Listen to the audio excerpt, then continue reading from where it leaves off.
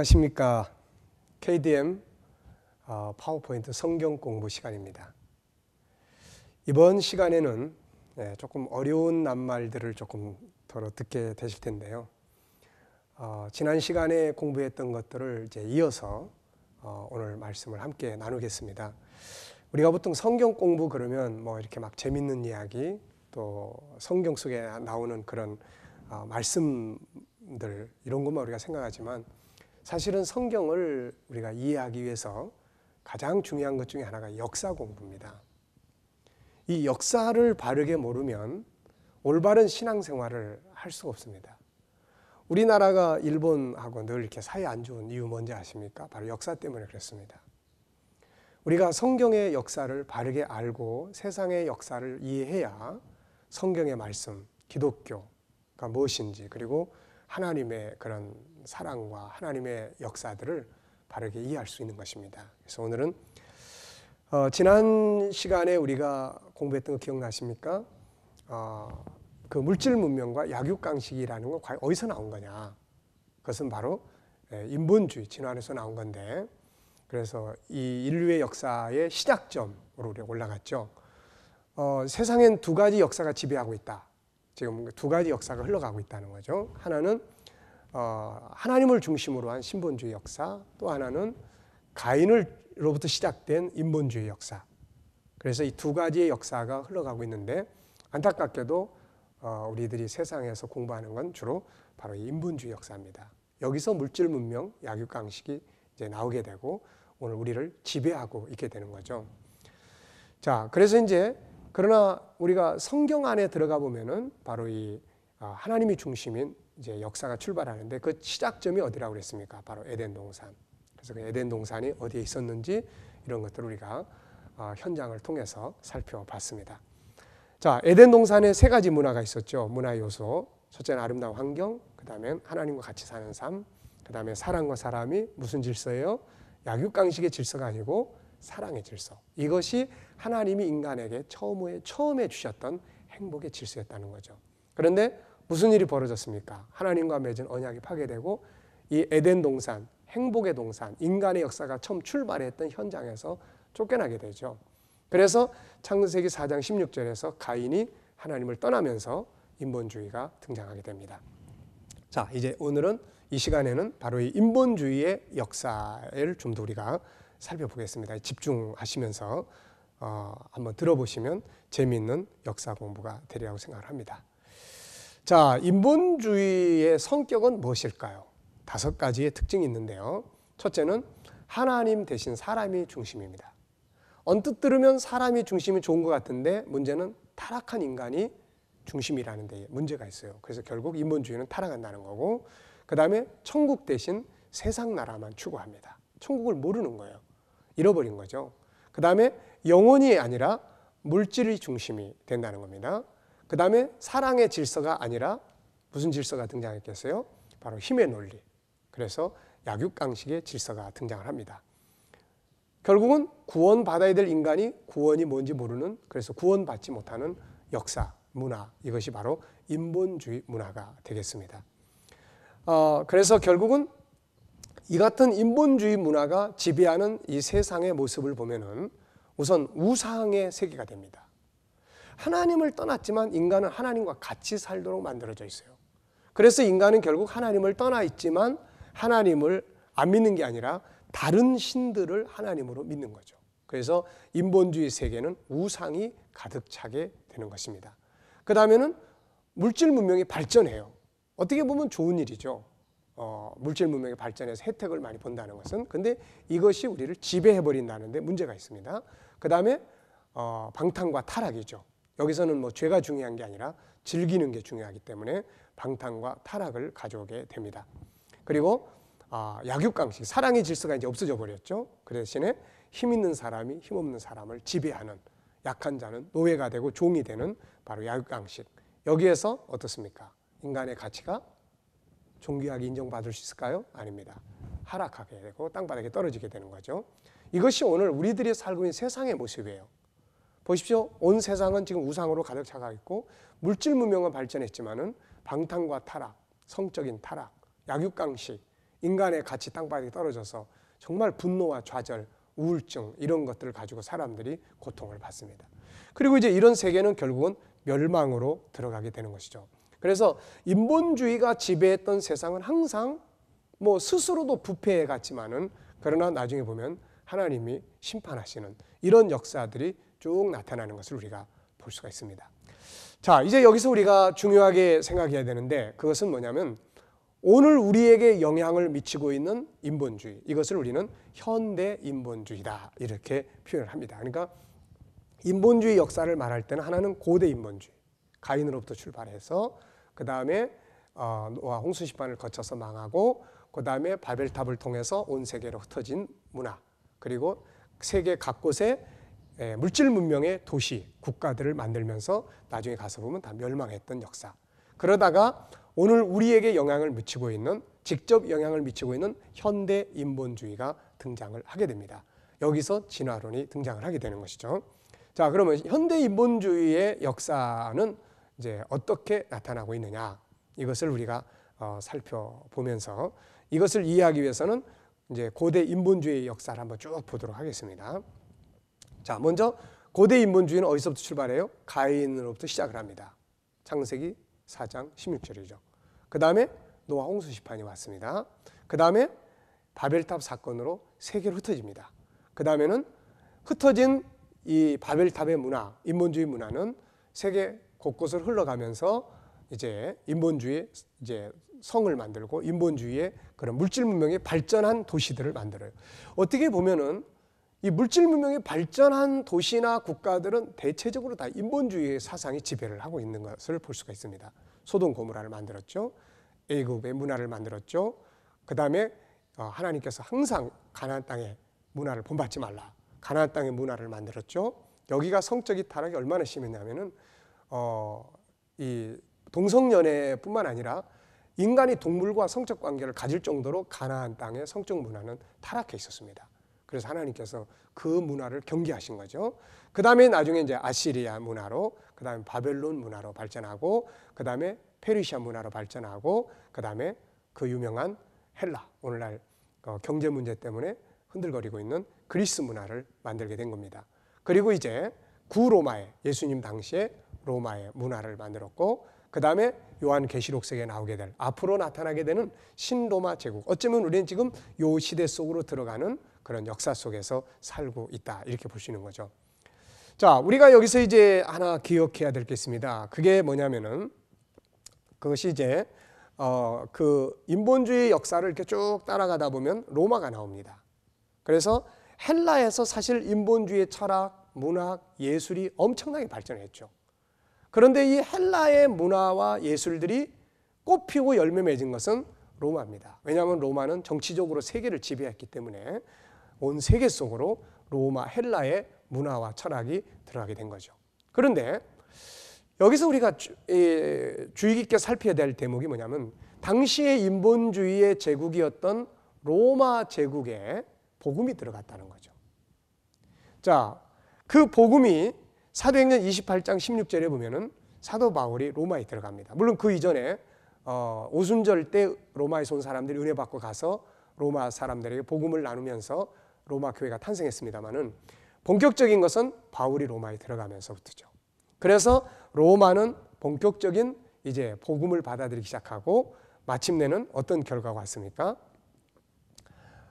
서기 313년 잘 아시죠? 콘스탄틴이라는 로마 황제에 의해서 기독교의 자유를 얻게 됩니다. 그래서 기독교의 자유를 주게 되는 거죠.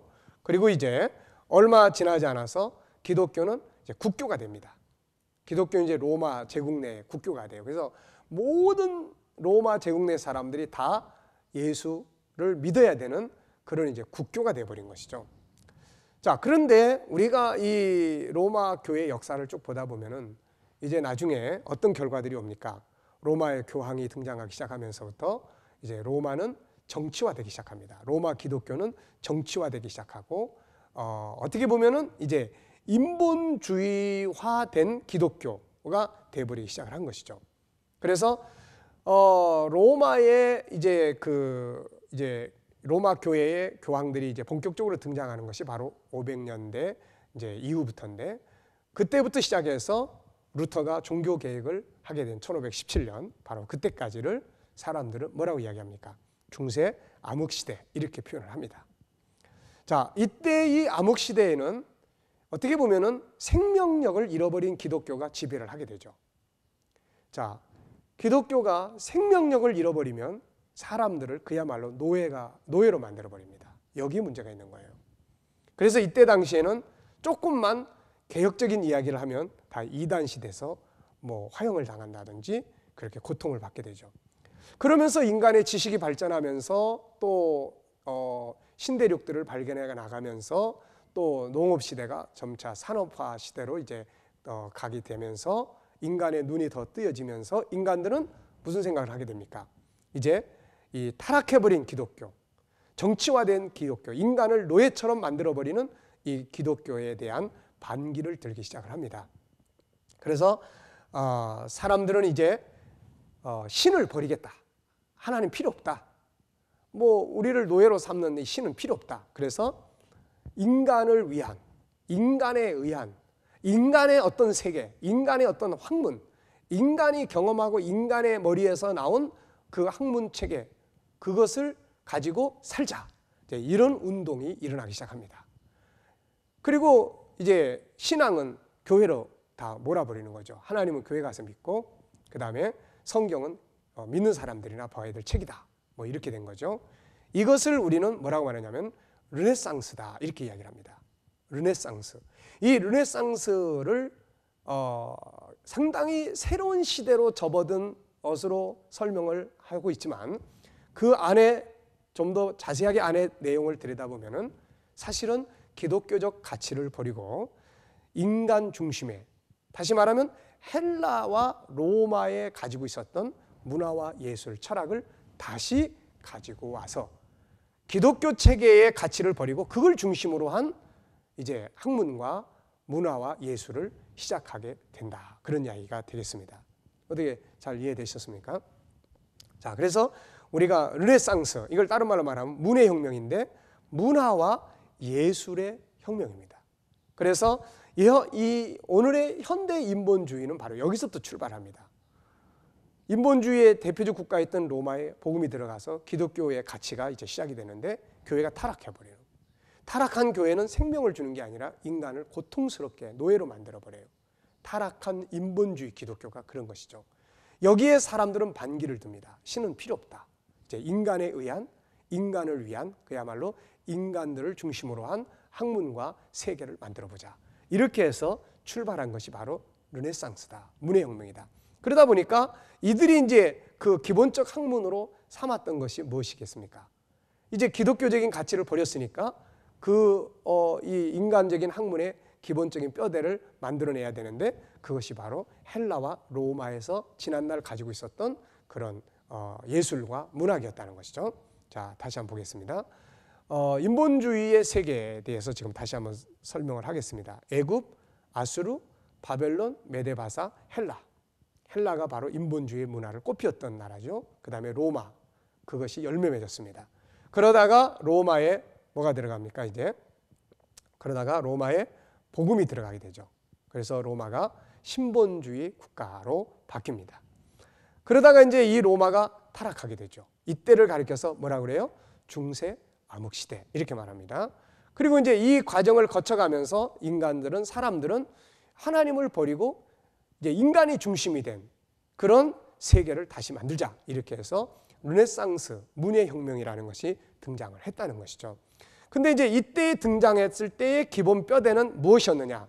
여기 소개하고 있는 대로 성경 중심의 학문, 기독교 가치를 버리고 고대 헬라, 하나님이 없을 때 헬라, 그 다음에 로마의 철학과 학문과 예술 등을 다시 도입을 했다는 것입니다. 이것이 바로 뭐예요? 오늘 우리에게 영향을 미치는 현대 인본주의가 등장하게 된 배경입니다. 자, 이 현대 인본주의를 통해서 이제 어떻습니까? 이제 세계는 이제 엄청난 영향을 받게 되는데, 이때 이제 등장한 것이 뭐예요? 이 식민지 세계입니다. 그래서 강한 열강들이 바로 이 세계를 막 지배해가는, 점령해가는 이런 시대를 이제 살아갑니다. 바로 이런 속에 유럽의 세계 식민지를 통해서 바로 어떻습니까? 이제 유럽에서 시작된 그런 이제 인본주의 학문과 이런 것들은 세계로 막 급속하게 뻗어나가기 시작하고, 또 강한 나라들이 약한 나라들을 지배하고 점령해 나갈 때 어떻게 보면은 바로 약육강식의 논리, 이런 것들의 가치가 이제 작용을 하면서 전혀 죄스럽게 느끼지 않고 침략하고 지배하고 했던 것이죠. 당연히 강한 건 살아남고 약한 자는 도태되는 거다. 진화론적 논리 아니겠습니까? 결국 이런 가치들이 나중에 청교도들에 의해서 만들어졌던 미국조차도 변질시켜 나가면서 이제 인본주의의 교육을 받아들이게 하고 신앙의 가치들을 버리게 만드는 이런 배경이 됐던 것입니다. 오늘날 안타깝게도 이 유럽에서 출발한 현대 인본주의는 오늘날 모든 학교들을 다 점령해 버렸다는 겁니다. 학교들을 다 점령하고 지배하고, 그래서 우리가 배우고 있는 모든 학문은 바로 현대 인본주의에 근거하고 배경을 두고 있는 그런 학문들이라는 것이죠. 그래서 오늘의 현대 인본주의의 특징을 이렇게 가만히 정리를 해보면 어디하고 똑같을까요? 바로 창세기 4장과 똑같다는 겁니다. 오늘의 인본주의 특징을 보면 문명만 발전했지 그 본질은 창세기 4장과 똑같다는 거예요. 뭐 물질 문명, 뭐 약육강식, 뭐 이런 질서들 다 똑같다는 것입니다. 자, 그리고 이제 여기에서 이 같은 인본주의, 현대 인본주의에서 뭐가 나와요? 진화론이라는 것이 등장을 하게 됩니다. 자, 진화론은 다윈에 의해서 시작을 했습니다. 정말 그렇잖아도 뭔가 하나님이 싫고 종교가 싫고 기독교가 싫고 다 싫은데 마치 가려운 것을 긁어주는 것처럼 이때 진화론자들 많이 등장합니다. 그 중에 대표적인 사람이 다윈인데, 이 사람이 등장해서 만물은 신이 창조한 거 아니고 만물은 이렇게 처음에 물질이 하나가 있으면서 이렇게 진화되면서 발전해서 이렇게 돼서 결국 오늘의 사람에까지 이르게 됐다 하는 이런 이론은 엄청난 환영을 받게 됐던 것입니다. 어떤 글에 보면은 다윈조차도 깜짝 놀랐다고 하죠. 왜냐하면 그렇게 자기의 한 견해가 그렇게 많은 사람들에게 흡수될 수 있었다는 것에 대해서 그 자신도 놀랐다고 하는 이야기를 볼 수 있습니다. 자, 진화론의 특징은 무엇일까요? 역시 인본주의가 가지고 있는 5가지의 특징과 진화론이 가지고 있는 5가지 특징은 똑같습니다. 자, 인본주의와 진화론의 그 특징은 똑같은데, 첫째는 뭐예요? 하나님이 없어요. 타락한 인간이 중심이에요. 항상 인간의 생각이 중심이에요. 나중에 가면 막 뜯어 고치죠. 왜? 그게 진리가 아니기 때문에. 그 다음에 보면은 진화론 속에 천국이 있습니까? 없어요. 오로지 눈에 보이는 세상 나라, 현실, 이런 것들만 남아있게 됩니다. 그리고 이들에게 영혼에 대한 중요성이 있나요? 없습니다. 오로지 먹고 마시고 눈에 보이는 동물의 세계는 오직 물질적인 겁니다. 영혼의 세계가 없는 거죠. 어때요? 사랑의 질서 있습니까? 아무리 배려를 외치고 인간의 권리를 주장하고 인간의 존귀함을 이야기하지만 나중에 가서 보면 역시 사랑의 질서 없어지고 약육강식이 지배하고 있는 아주 철저한 아주 약육강식의 질서가 지배하고 있는 것이 진화론의 특징입니다. 그리고 구원이 없는 문화죠. 진화론 속에 뭐 구원이 있습니까? 구원이 무엇인지, 구원의 필요성, 이런 것들을 전혀 알지 못하고 있는 것이죠. 이것이 바로 오늘날 우리 자녀들이 공부하고 있고 우리 사회를 지배하고 있는 진화론의 내용입니다. 진화론이 가져다준 사회적인 악영향들이 있어요. 어떤 것들을 갖다가 미치고 있느냐. 그러니까 여기에는 우리 아무리 예수 믿는 사람들이라도 예수 그리스도의 가치, 창조론적 가치를 받아들이지 않으면 진화론적인 그리스도인, 우리 이렇게 말할 수밖에 없어요. 앞에는 하나님의 자녀라는 표시를 붙이고 있지만 집에 가보면은 진화론이 지배하고 있다는 거예요. 동물들이 살고 있다는 거죠. 우랑우탄 같은 막 그런 존재들이 살면서 약한 자를 지배하고 막 그런다는 거죠. 그래서 진화론을 이용한 사람들 중에 강대국들이 식민지화 시킬 때 약한 자는 도태되는 게 당연하다. 또 히틀러가 유태인들을 학살시키는 문제. 히틀러는 철저한 진화론자죠. 그래가지고 그가 유태인들을 학살하는 것이 인류에게 공헌하는 것이다. 그래서 학살을 하게 됩니다. 약한 자를 도태시키는 거죠. 영혼 세계가 황폐화됩니다. 그래서 여기에서 오는 결과가 영혼의 세계가 병들기 때문에 물질 문명만 발전하면 우울증이 많아집니다. 영혼이 건강해 보십시오. 기쁨이 있습니다. 즐거움이 있습니다. 물질이 있고 없고의 문제가 아니에요. 근데 영혼이 병드니까 황폐화되고 물질 문명은 발전하지만 약육강식의 세계 속에서 모두가 다 고통받는 이런 현실들이 우리에게 지금 우리를 지배하고 있다. 그런 이야기죠. 진화론이 성공할 수 있었던 가장 중요한 부분은 바로 어디에 있을까요? 학교를 지배한다는 거죠. 학교. 우리 자녀들이 공부하고 있는 학교를 지배한다는 데 있습니다. 그리고 성경은 오직 종교인들만 봐라. 종교적 책으로 교회 가서만 봐라. 여러분, 우리가 성경에 대해서 바로 이해해야 됩니다. 성경은 우리를 구원할 뿐만 아니라 우리 인간을 인간답게 교육하기에 유익한 책이라고 바울은 디모데후서 3장 15절 16절 이하에서 설명을 하고 있지 않습니까? 구원에 이르게 할 뿐만 아니라 인간을 인간답게 만드는 가장 중요한 교육을 위한 책이라는 것입니다. 이제 우리는 다시 끌어내야 됩니다. 구원받는 데만 필요한 게 아니라 인간을 인간답게, 그 인간의 본질을 알려주고 인간을 인간답게 교육해서 사람답게 살아가게 하는데 필요한 책이라는데 우리는 그 가치를 다시 드러내야 됩니다. 그래서 쓰레기통에 버려버린 인본주의와 진화론의 그런 성경을 쓰레기통에 던져버렸어요. 그렇지만은 이제 우리가 이것을 다시 찾아내야 되는 것이 바로 우리가 해야 될 일입니다. 성경을 버린 인본주의와 진화론은 오늘의 세계를 만들어가고 있어요. 이게 과연 오늘의 우리의 현실이 정말 행복한 세계가 돼가고 있다고 생각합니까? 아니에요. 조금 더 깊이 들여다보면 우리는 정말 그 어느 때보다도 고통 속에서 살아가는 현실을 만들어가고 있습니다. 자, 진화론이 미치는 위험성들이 있습니다. 가정, 학교, 사회, 교회 다 지배하고 있어요. 교회도 하나님이 지배하는 것이 아니라 하나님의 질서가 지배하는 게 아니라 진화론적 가치, 힘 있는 자가 성공한 거고 힘없는 자는 이건 무능력자고 이런 가치관. 이게 오늘 우리를 괴롭게 하고 힘들게 하는 거 아니겠습니까? 물질 문명, 약육강식이 바로 우리들을 지배하고 있다는 것은 큰 불행이 아닐 수 없는 것입니다. 물론 다 필요합니다. 이런 것들이 발전해야 되죠. 그러나 이거보다 더 중요한 것은 이것을 가지고 올바르게 살아갈 수 있는 창조적 가치가 바로 만들어져야 된다는 것이죠.